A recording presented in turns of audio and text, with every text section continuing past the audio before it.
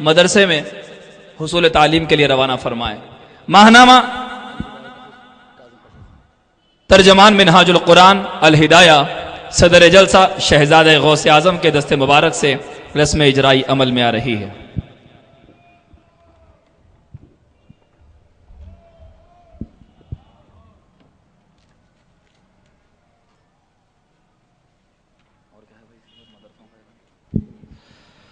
دبیر پورہ مسجد وزیر انیسا میں مدرسۃ الامام انوار اللہ فاروقی علیہ رحمت و رضوان سے لڑکوں کے لیے مدرسہ سرگرم عمل ہے۔ آپ حضرات لڑکوں کو حفظ قرآن کے لیے اور عالم کورس کے لیے مدرسۃ الامام انوار اللہ میں روانہ کر سکتے ہیں۔ بارکس اور سلالہ میں مدرسہ امام ابو حنیفہ اور مدرسۃ الامام الشافعی بھی جاری ہے۔ آپ حضرات بارکس اور سلالہ کے رہنے والے لوگ اپنے لڑکوں کو حصول تعلیم کے لیے ان مدارس میں، اور خواتین کے لیے لڑکیوں کے لیے بھی وہاں پر مدارس ہیں۔ آپ حضرات اپنے بچوں اور بچیوں کو تحریک منہاج القرآن کے مدارس میں داخلہ دلوائیں۔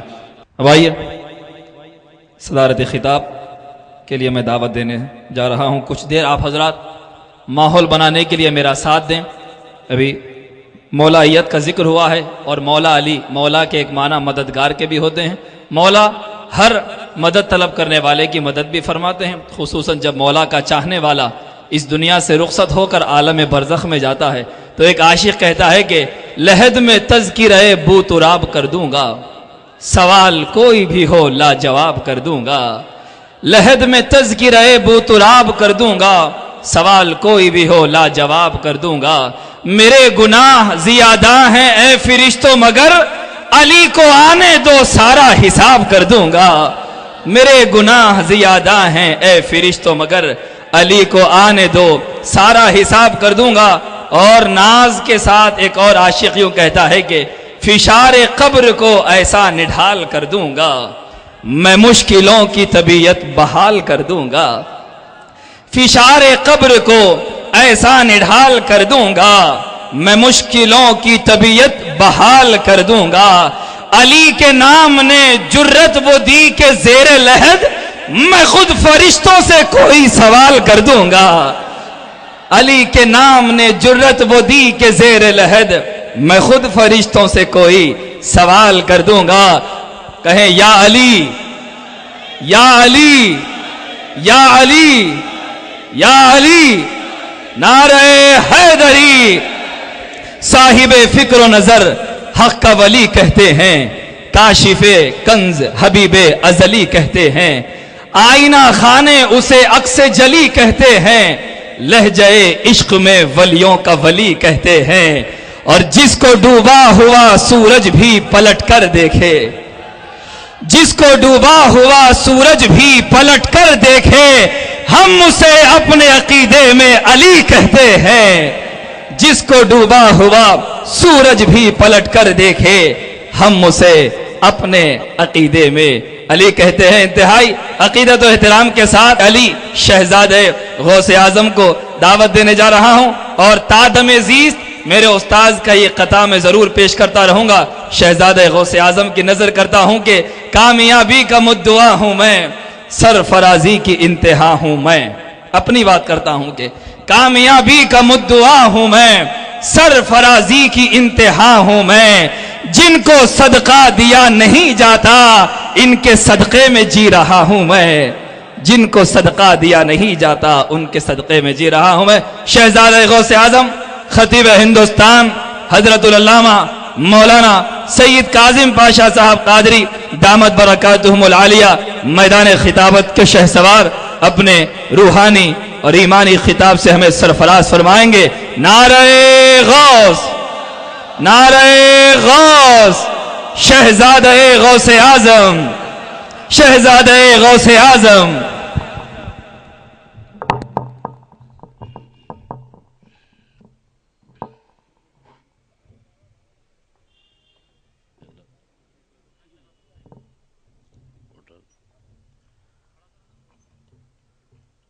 الحمدللہ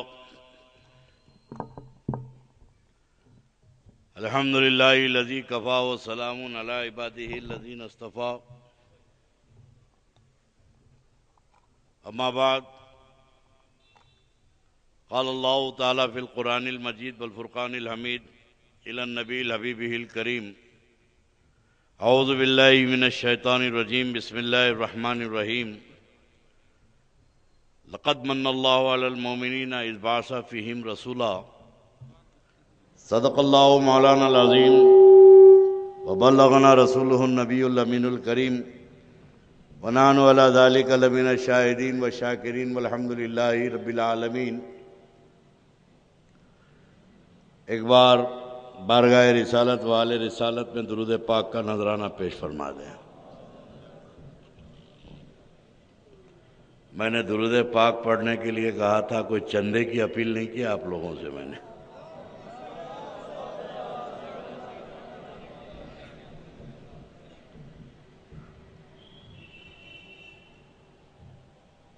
عزیز القدر سید حبیب حسینی صاحب نے مفصل اور مدلل آپ حضرات سے خطاب فرمایا، اور کوئی گوشہ دلائل اور براہین کی روشنی میں انہوں نے نہیں چھوڑا، اور کتاب سامنے تھی، اور اگر میں کتاب لے کے بیٹھوں تو فجر میں ملا دوں سب کو۔ بہت تھکا ہوا ہوں، دنیا اتنی چھوٹی ہو گئی ہے۔ کل رات میرا پروگرام کچوچا شریف فیض آباد میں تھا، پوری رات با خطاب جلسے کے بعد پھر فیض آباد آیا، پھر لکھنؤ آیا، لکھنؤ سے جلسے کی خاطر آیا، مگر بہت تھک گیا میں۔ جب لکھنؤ میں پہنچا تو 49 ٹیمپریچر تھا وہاں۔ ایک تو گرمی کی شدت اور سفر کی تھکان، اور میں سنبھل نہیں پایا کہ یہاں سے تقاضا ہو رہا تھا آئیے آئیے آئیے آئیے۔ نیند کے غلبے، اتنا غلبہ ہے کہ اب زبان اور دماغ دونوں کا ساتھ بہت مشکل ہے۔ اگر آپ حضرات کا کچھ حوصلہ رہا اور کچھ جاگتے رہیں آپ لوگ تو تھوڑی دیر ذکر علی میں بھی کر لوں۔ حبیب احمد صاحب الحسینی نے اتنی مفصل اور ماشاءاللہ مدلل تقریر کی کہ کوئی گوشہ نہیں چھوڑا۔ اب میں کہاں سے شروع کروں، کہاں ختم کروں، یہ بات میرے سمجھ میں نہیں آ رہی ہے۔ کسی عاشق نے کہا کہ رہے محبت میں ہم نے سوچا، رہے محبت میں ہم نے سوچا، سر جھکائیں کہاں سے پہلے، تو ذرہ ذرہ پکار اٹھا یہاں سے پہلے، یہاں سے پہلے۔ اب کہاں سے پہلے شروع کروں اور کہاں ختم کروں؟ ماشاءاللہ علی ایک راز ہے۔ علی جب کسی کے سمجھ میں نہیں آئے تو خدا کہہ دیا۔ سبحان اللہ۔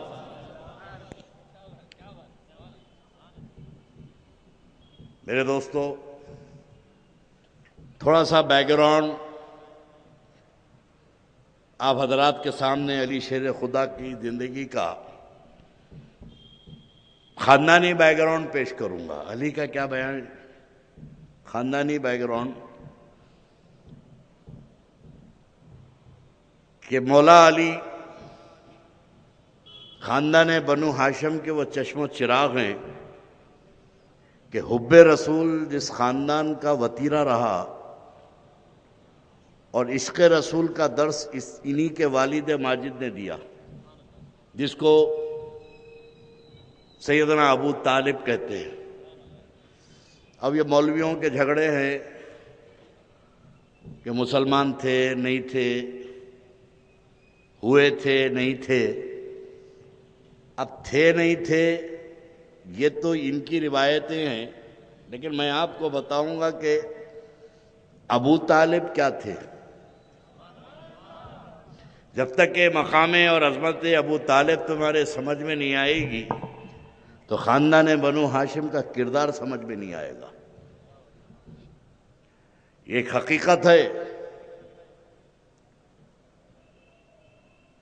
کہ اللہ کے رسول علیہ السلام سے سب سے زیادہ اگر کسی نے محبت کی تو وہ ابو طالب نے، اور کائنات میں اللہ کے بعد اگر نبی نے کسی سے محبت کی تو وہ ذات ابو طالب۔ جس قدر میرے آقا نے حضرت ابو طالب سے محبت کی، اللہ کے بعد کائنات میں اتنی محبت اللہ کے رسول نے کسی سے نہیں کی۔ یہ عشق و محبت کا یہ عالم کہ جیسے آپ نے روایتیں سنی کہ اللہ کے رسول علیہ الصلوۃ والسلام کم عمری میں یتیم ہو گئے تھے، اور رسول پاک کی آمد کا یقین گھر والوں کو پہلے تھا۔ توجہ چاہتا ہوں، گھر والے جانتے تھے کہ نبی پیدا ہوئے، ابھی اگر جاگ رہے ہیں۔ میرے آقا کی عمر شریف 2 سال کی ہے روایتوں میں۔ کتنی؟ بولیے 2 سال کی عمر شریف ہے۔ باب الاستسقاء کی حدیث ہے کہ مکے میں قحط پڑا، لوگ مر رہے ہیں، پانی پینے کے لیے نہیں ہے، کنویں سوکھ گئے، جانور ہلاک ہو رہے ہیں، بچے بلک رہے ہیں۔ ایسے عالم میں مشرکین مکہ بتوں کو جانور کاٹ کاٹ کر ان کو نہلاتے رہے خون سے، اور مادر ذات کعبے کا طواف کرتے رہے، بتوں کو راضی کرنے کی کوئی دقیقہ نہیں چھوڑا۔ اپنے طور پر مشرکانہ عقیدے پر بارش کے لیے ترکیبیں کرتے رہے۔ جب تھک گئے تو سارے مشرکین مکہ حضرت ابو طالب کے پاس آئے۔ اب توجہ، ابو طالب کے پاس آئے۔ ابو طالب، قوم ہلاک ہو رہی ہے، ابو طالب لوگ مر رہے ہیں، جانور ہلاک ہو رہے ہیں، کنویں سوکھ گئے۔ اب جملہ سنیے مشرکین مکہ کا، اے ابو طالب اٹھو، اپنے رب سے کہہ کے بارش کروا دو۔ اگر ابو طالب ان کے مذہب پر ہوتے، ابو طالب اگر ان کے مذہب پر ہوتے تو مشرکین مکہ یہ کہتے کہ لات و حبل سے بولو، عزا سے بولو۔ یہ تو بول کر آئے تھے لات و حبل سے، عزا کو ہلا کے آئے تھے۔ جب تھک گئے تو کہا ابو طالب اپنے رب سے کہہ کر بارش کرا دو۔ تو مشرکین مکہ حالت شرک میں بھی جانتے تھے کہ ابو طالب کا وہ رب نہیں ہے جسے ہم مانتے ہیں، ابو طالب کا رب وحدہ لا شریک ہے۔ ابو طالب اٹھے، صاحب اولاد کثیرہ، بچوں کی تعداد پیٹ بھر کے بچے تھے۔ خاندان بنو ہاشم میں حمزہ تھے، حضرت عباس تھے، پورا قبیلہ موجود تھا۔ حضرت ابو طالب اٹھے، پورے خاندان پہ نظر ڈالے اور میرے آقا کو گود میں لے لیے۔ توجہ، 2 سال کی عمر شریف ہے، میرے نبی کو گود میں لیے اور کعبے میں آئے، کعبے کے صحن میں آئے، اور میرے آقا کی، تمہارے ہمارے رسول کی پیٹھ کو کعبے کی دیوار سے لگائے، اور لگا کے اللہ سے کہتے کہ اللہ میں اس چہرے کا واسطہ دیتا ہوں بارش نازل فرما دے۔ بولے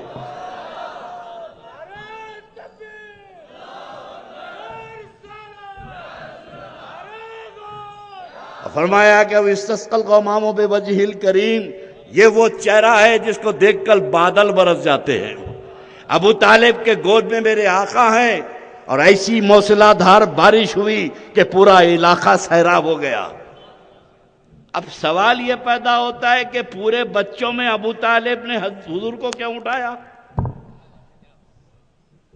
کیا سمجھ کے اٹھائے؟ بھائی کو لے جاتے، حضرت حمزہ کو لے جاتے، حضرت عباس کو لے جاتے، اور خاندان بنو ہاشم کے لوگوں کو لے جاتے، یا اپنے بچوں کو لے جاتے، عقیل کو لے جاتے، لیکن میرے حضرت ابو طالب نے حضور کو اٹھایا۔ اور یہ عرفان ابو طالب تھا، یہ جانتے تھے کہ یہ کون ہے۔ اور کیسے جانتے تھے؟ میلاد النبی کے جلسے میں بڑے بے دھڑک احادیث سنتے ہیں لوگ،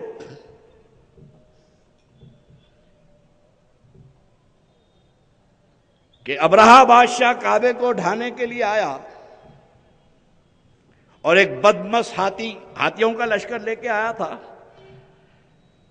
اور وہ ہاتھی کچلتے ہوئے آ رہے تھے لوگوں کو. اس ہاتھی میں ایک خطرناک ہاتھی تھا جس کو پلا کر لائے تھے. وہ آدمیوں کو دیکھ کر اس کی آنکھوں میں خون اتر جاتا تھا. جو سامنے آتے ان کو کچلتا ہوا سن میں لیتا اور پاؤں میں کچل دیتا. یہ حال میں وہ آ رہا تھا جب ہزاروں کی آبادی مر رہی تھی, ابرہا کے ہاتھیوں کے پیروں کے نیچے کچلی جا رہی تھی. تو قوم کے لوگوں نے حضرت عبد المطلب کے پاس آ کر عرض کی کہ حضور پوری قوم ہلاک ہو رہی ہے, اٹھیے بچا لیجئے اپنی قوم کو. تو حضرت عبد المطلب اٹھے اور میدان کی طرف چلے. ادھر سے ہاتھی آ رہا ہے, ادھر سے حضرت عبد المطلب جا رہے ہیں. جب حضرت عبد المطلب میدان میں اترے, ہاتھی دوڑتا ہوا آیا تو سارے مکے میں چیخو پکار ہو گئی کہ اب کیا ہونے والا ہے, کیا منظر ہے کہ یہ ہاتھی دوڑتا ہوا آ رہا ہے. اچانک لوگوں نے دیکھا کہ وہ بدمس ہاتھی جو لوگوں کو کچلتا ہوا آ رہا تھا حضرت عبد المطلب کے سامنے آیا اور سجدے میں گر گیا. حضرت عبد المطلب کے سامنے سجدے میں گر گیا. حضرت عبد المطلب نے اس کے کان پکڑ کے اس کو واپس کر دیا.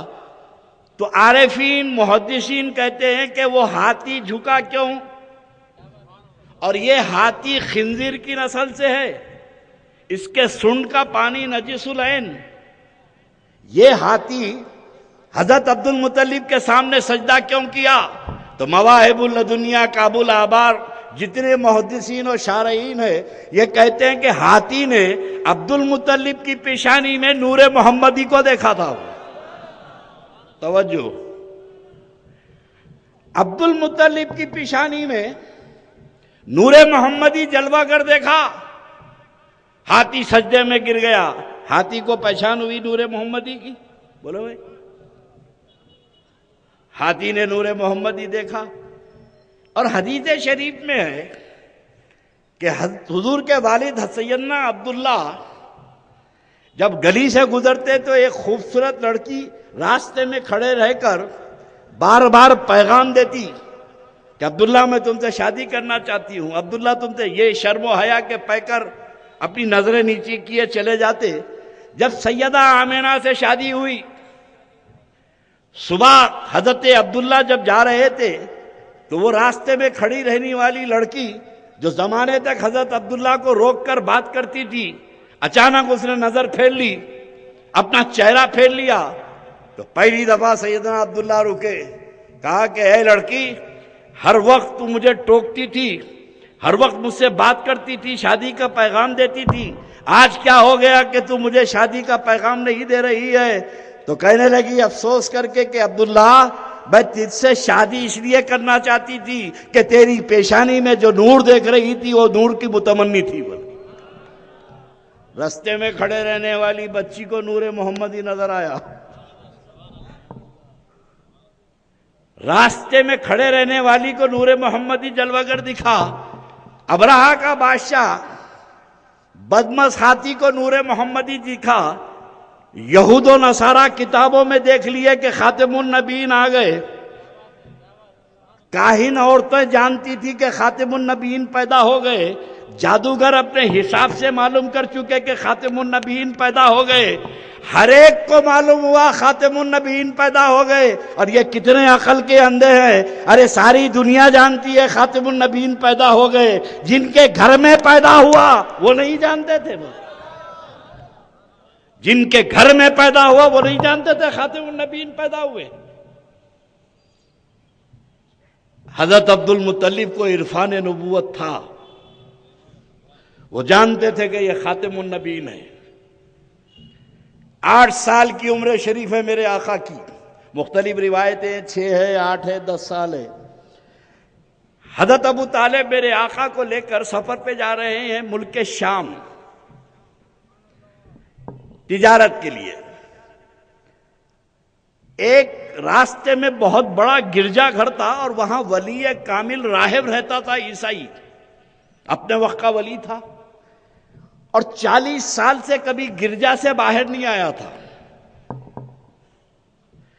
وہ ایک بار گرجے کے برآمدے میں بیٹھا ہوا ہے, ایک عرب کا قافلہ سامنے سے آ رہا ہے اور وہ یہ منظر دیکھ رہا ہے کہ قافلہ تو بہت بڑا ہے، مگر جس اونٹ پر ایک بچہ اور نوجوان ایک بوڑھا بیٹھا ہوا ہے، بادل ساتھ ساتھ چل رہا ہے، بادل ساتھ ساتھ چل رہا ہے۔ وہ یہ منظر بہت دیر تک دیکھتا رہا کہ بادل کبھی پیچھے بھی جانا چاہیے، کبھی آگے بھی جانا چاہیے، لیکن یہی اونٹ پر سایہ کیا ہوا بادل چل رہا ہے۔ پھر اس نے یہ منظر دیکھا کہ اس کے گرجا گھر کے سامنے ایک کھجور کا درخت جو برسوں سے سوکھا پڑا ہوا تھا، قافلے والے رکے اور ایک چھوٹا سا بچہ وہ جھاڑ کے نیچے، سوکھے درخت کے نیچے آ کے بیٹھا۔ وہ بچہ بیٹھا ہی تھا کہ جھاڑ ہرا ہو گیا، اور دیکھتے ہی دیکھتے بے موسم اس پہ پھل لگ گئے کھجور۔ یہ منظر جب اس نے دیکھا، اندر گیا، کتاب کھولی، اور کتاب کھول کر جو اس نتیجے پہ پہنچا کہ کتابوں میں تو یہی لکھا ہے کہ خاتم النبیین آئیں گے اور بادل سایہ کرے گا اور اس جھاڑ کے نیچے پیغمبر آخر الزماں آ کر بیٹھیں گے اور یہ جھاڑ ہرا ہو جائے گا۔ منظر دیکھ کر اس کی خوشی کی انتہا نہ رہی کہ میں تو سمجھا تھا کہ خاتم النبیین سے ملاقات کیے بغیر چلا جاؤں گا۔ صبح اس نے دعوت بھیجائی، قافلے والوں کی گرجا گھر میں دعوت ہے۔ حضرت ابو طالب نے دعوت کو قبول کر لیا، سب آ گئے، کھانے کے لیے بیٹھے۔ وہ عیسائی راہب ولی ایک ایک کی صورت دیکھ رہا ہے۔ پوچھا ابو طالب سب آ چکے؟ تو حضرت ابو طالب نے کہا ہاں ہاں سب آ چکے۔ بولے کوئی رہ تو نہیں گیا؟ ابو طالب نے کہا نہیں سب آ چکے۔ کوئی رہ تو نہیں گیا؟ تب ابو طالب نے کہا کہ میرا بچہ، میرا بیٹا، وہ نہ آنے کی ضد کیا ہے، وہ وہیں بیٹھا ہوا ہے، میرا بچہ ہے، میرا بیٹا ہے، وہ نہیں آیا۔ تو وہ راہب بولا ابو طالب بارات آ گئی، دولہا رہ گیا۔ ارے دعوت تو اسی بچے کی کرنے کی تھی، مجھے صدقے میں تو تم کو بلایا ہوں۔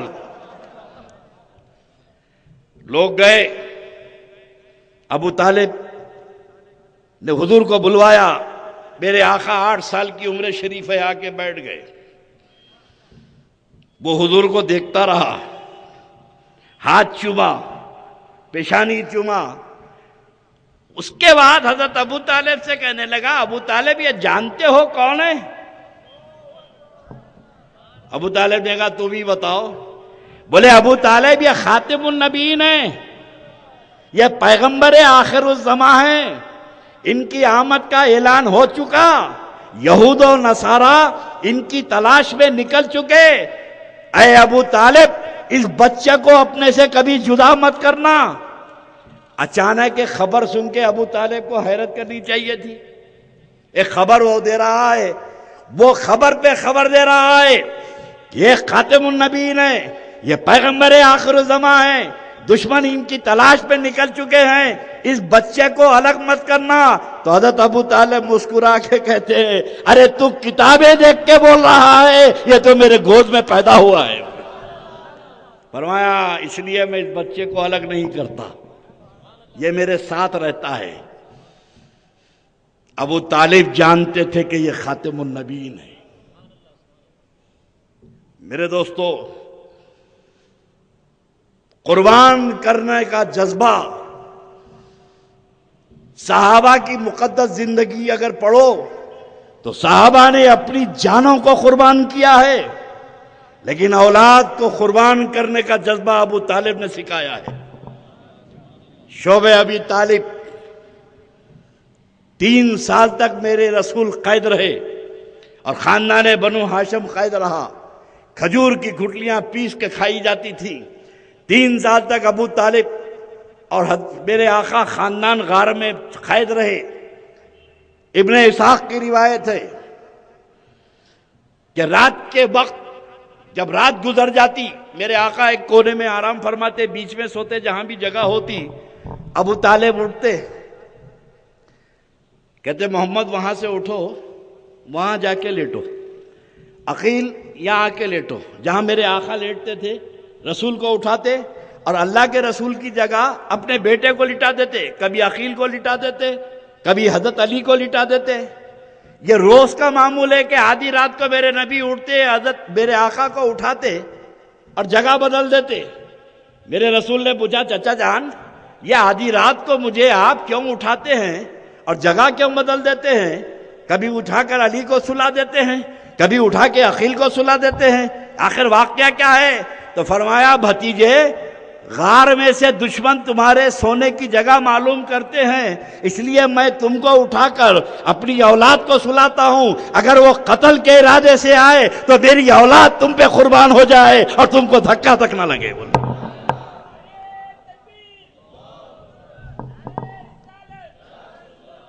یہ جذبہ تھا حضور سیدنا ابو طالب کا۔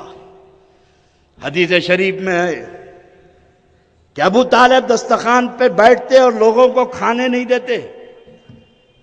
میرے آقا کی عمر 10 سال 12 سال کی ہے، دسترخوان بچھا ہے، خاندان ابو طالب بیٹھا ہے، فرمایا کہ کھانا مت جب تک دسترخوان پر محمد نہ آ جائے، اگر محمد نہ ہو تو دسترخوان پہ برکت نہیں ہوتی ہے، ان کے آنے سے برکت بڑھ جاتی ہے۔ بولے کیا سمجھتے تھے ابو طالب؟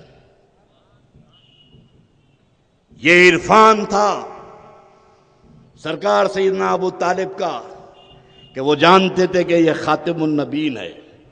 اب میں آیت کریمہ پڑھا، اللہ رب تبارک و تعالیٰ فرماتا ہے کہ لقد من اللہ علی المؤمنین اذ بعث فیہم رسولا، اللہ نے مومنین پر احسان کیا۔ کیا ہے؟ بولیے، اللہ نے مومنین پر احسان کیا کہ ان میں رسول کو بھیجا۔ رات کا وقت ہو رہا، میری بات ذہن میں اتارو، بہت اہم بات بتا رہا ہوں۔ بعثت میرے نبی کی کافروں میں ہوئی تھی۔ ایک ہے نبی کی پیدائش اور ایک ہے بعثت۔ بعثت کا مطلب ہے اعلان نبوت۔ بعثت کا مطلب اعلان، بولیے، اعلان نبوت۔ سرکار جب مبعوث ہوئے، وحی نازل ہوئی، جب میرے نبی نے تبلیغ کیا تو لوگ مسلمان ہوئے۔ میرے نبی کی دعوت پر صدیق اکبر مسلمان ہوئے، فاروق اعظم یا صحابہ مسلمان ہوئے۔ تو بعثت کا تعلق کافروں سے ہے۔ نبی مبعوث ہوئے تھے کافروں کی طرف۔ کس کی طرف؟ بولیے، کافروں کی طرف مبعوث ہوئے تھے۔ مگر اللہ فرماتا ہے لقد من اللہ علی المؤمنین اذ بعث فیہم رسولا، اللہ نے مومنین پر احسان کیا، ان میں رسول کو بھیجا۔ توجہ، مومنین پر احسان کیا، ان میں رسول کو بھیجا۔ رسول تو کافروں میں آئے تھے، رسول تو کافروں میں آئے تھے، تو پھر یہ احسان مومنین پر۔ نبی کے اعلان نبوت سے پہلے مومن کون تھے؟ نبی کے اعلان سے پہلے مومن کون تھے؟ اور مومنین جمع ہے مومن کی، 3 ہو گئے تو مومن۔ میں تو 3 نہیں، آگے بھی مانتا ہوں۔ اب سنو، اللہ نے مومنین پر احسان کیا کہ ان میں نبی کو بھیجا۔ سب اعلان کے بعد مومن ہوئے، ابو طالب اعلان سے پہلے مومن ہوئے۔ حضرت علی اعلان سے پہلے مومن، ام المؤمنین خدیجۃ الکبریٰ اعلان سے پہلے مومن، اور سرکار صدیق اکبر اعلان سے پہلے مومن، اور سلمان فارسی اعلان سے پہلے مومن۔ ان کا ایمان پہلے ہے، اعلان بعد میں ہے۔ نبی کے اعلان کرنے سے پہلے نبی کو دیکھ کر مومن۔ اور سلمان فارسی کا تو حدیث پاک میں ذکر ہے نا کہ ہمارے نبی کے پیدا ہونے، مبعوث ہونے سے 200 سال پہلے مدینے میں آ کے رہ گئے تھے۔ کتنے؟ بولیے۔ حضرت سلمان فارسی نبی کی ولادت سے 200 سال پہلے مدینے پاک میں آ کے رہ گئے تھے۔ 450 سال عمر ہوئی تھی ان کی۔ جب معلوم ہوا کہ خاتم النبیین کی آخری آرام گاہ مدینے ہے تو میرے آقا کے آنے سے، پیدا ہونے سے 200 سال پہلے مدینے میں آ کر میرے نبی کا انتظار کر رہے تھے، تو نبی کے اعلان سے پہلے یہ مومن تھے۔ اعلان بعد میں ہے، ایمان پہلے ہے۔ اور علی شیر خدا ان لوگوں میں سے ہے کہ میرے آقا کی بعثت اور اعلان سے پہلے یہ نبی کو دیکھ کر مومن ہو چکے تھے۔ جب وقت آیا اعلان کا تو یہ اعلان کر چکے۔ علی شیر خدا کی تربیت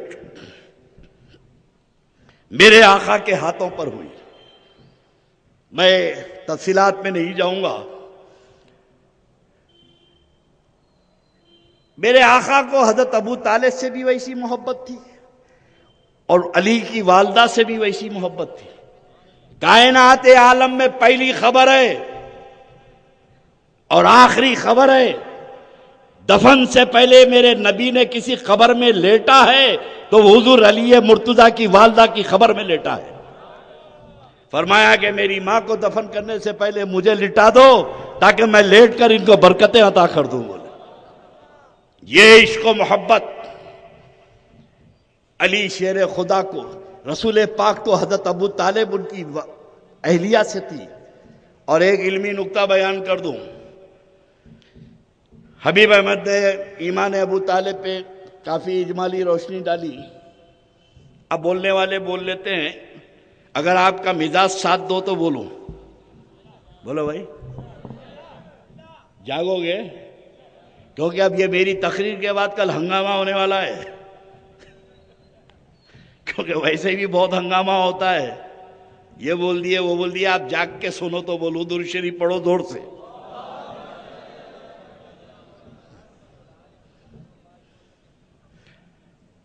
فرعون کو بڑا ڈر تھا موسیٰ علیہ السلام سے۔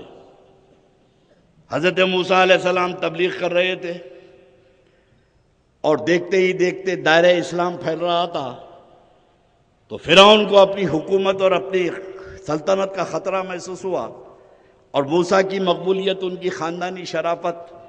اب ڈائریکٹ اگر موسیٰ علیہ السلام کو وہ قتل کر دیتا تو سارا وبال فرعون پہ آ جاتا۔ تو فرعون نے ایک مجلس شورا بلائی، اور مجلس شورا میں سب سے مشورہ لیا کہ موسیٰ کا کیا کیا جائے۔ بادشاہ کی مرضی دیکھ کر سب نے مشورہ دیا موسیٰ کو قتل کر دو، اور ریزولیشن پاس کرا لیا موسیٰ کے قتل کا۔ اور جب موسیٰ علیہ السلام کے قتل کا ریزولیشن پاس ہو گیا تو فرعون کے دربار میں ایک شخص کھڑا ہوا تھا جو فرعون کا چچا زاد بھائی تھا۔ کون تھا؟ بولیے۔ اس کے چچا کا لڑکا تھا اور فرعون بھی تھا، فرعون کے قبیلے میں تھا۔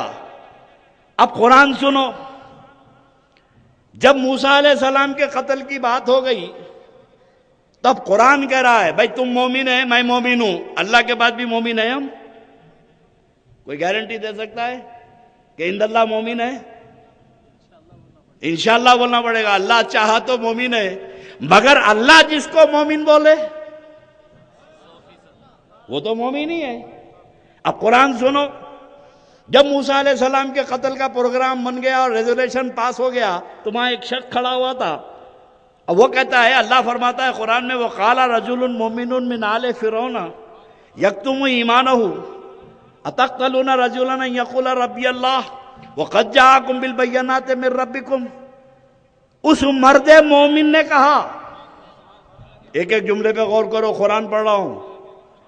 اب حدیث پڑھا تو ذاکر نائک کا کوئی کھڑے رہ کے بولیں گا ضعیف، یہ بھی الگ بیماری ہو گئی ذاکر نائک کی۔ ایک زمانے تک میں سوچتا رہا انہیں کس میں ملتا ہوا ہے، اس کی صورت شکل کدھر سے بھی انہیں انسانی نہیں دکھتا تو ڈاکٹر کہاں سے ہوں گا؟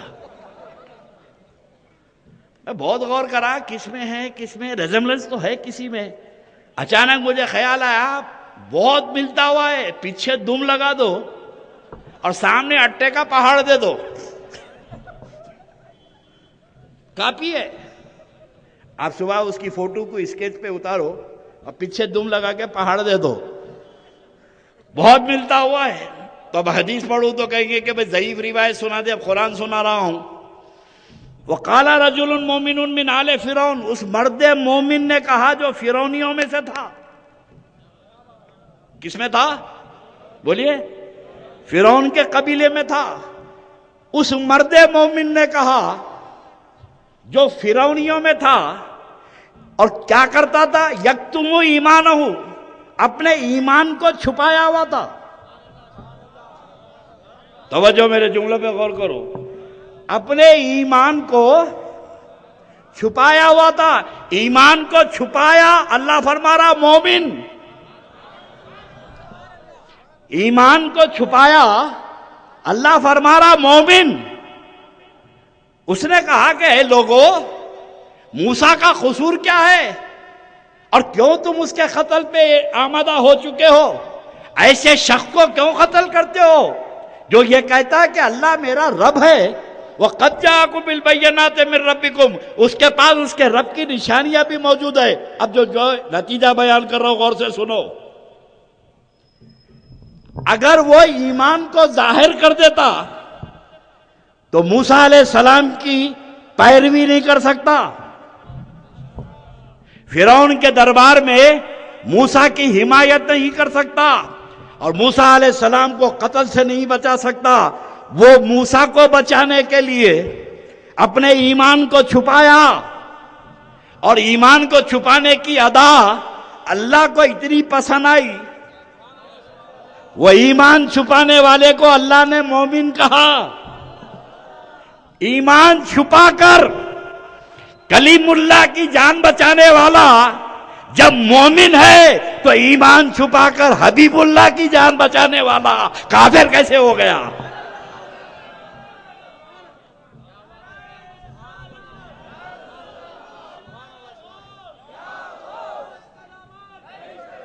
تاریخ اسلام کو دو جملوں میں بولتا ہوں. دو جملوں میں. قیام مکہ، میرے نبی کا مکے میں رہنا.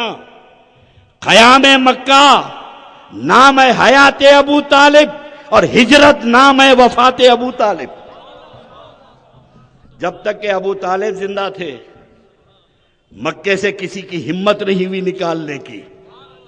جب ابو طالب کا انتقال ہو گیا تو میرے آقا کو مکہ چھوڑنا پڑا. یہ تاریخ اسلام ہے. اور ان کے گھر میں ولادت ہوئی مولا علی کی. خدا کی قسم، خدا کے گھر میں. اور علی کا سفر بھی عجیب ہے. شروع بھی خدا کے گھر سے اور شہادت بھی خدا کے گھر میں. علی کو اور خدا کے گھر کو جدا نہیں کر سکتے. علی شیر خدا کی والدہ فاطمہ بنت اسد کعبے کا طواف کر رہی تھی. درد ہوا، درد ذہ ہوئے، حتیم میں بیٹھ گئیں. پردہ کیا گیا، علی پیدا ہو گئے. زمزم سے نلایا گیا. خاندان کے مردوں کو اطلاع ہوئی ابو طالب کے گھر لڑکا پیدا ہوا. پورے گھر والے آئے. حضرت حمزہ آئے، حضرت عباس آئے. اس زمانے میں ابو جہل بھی آیا، ابو لہب بھی آیا، ابو طالب بھی آئے. سب کے سب آئے اور بچے کو لیے، گود میں لیے. تو ہر ایک دیکھ رہا ہے کہ بچے کی آنکھ بند ہے.